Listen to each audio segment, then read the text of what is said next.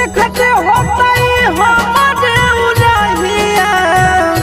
बैठी के पिपरा के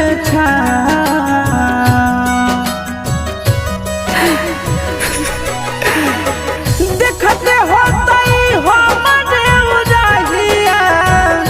बैठी के पिपरा के रुक रुक रुक अरे टरेनिया रुक रुक रुक रे टरेनिया ले ले चल जनुआ के गाँव रुक रुक रुक रे टरेनिया।